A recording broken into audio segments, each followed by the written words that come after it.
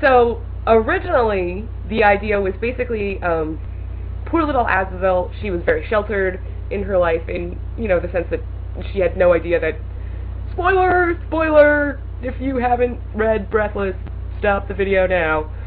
So she was sheltered in the fact that she had no idea that she lived in a town full of Satanists, and that her parents were Satanists, and that she was being groomed to like kill Jason and be the vessel of Azazel. So she has no idea of all of this stuff. So she kind of grows up like, I'm just an idiot girl.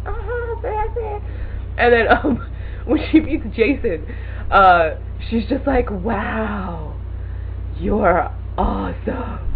And in this, of course, I'm kind of playing on this idea in a lot of young adult fiction or romance fiction in general, where you see the other person, you're like, love of my life, what can I do? And I'm actually kind of positing that the idea of just falling for someone just out of nowhere like this is actually possibly a little bit creepy.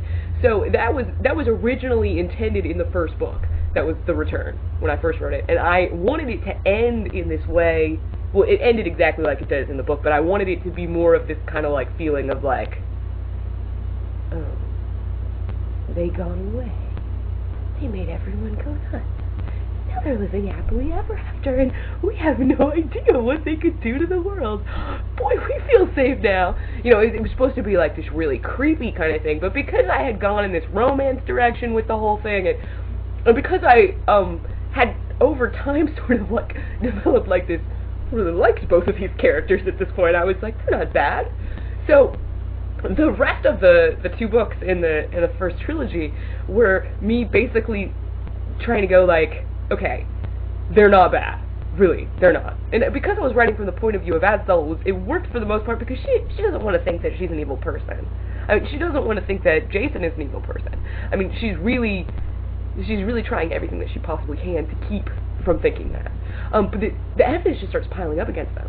And even the last scene of torture, spoiler, the last scene of torture, even then, the last thing that she's saying is like, I didn't think of it as hypnotism at all.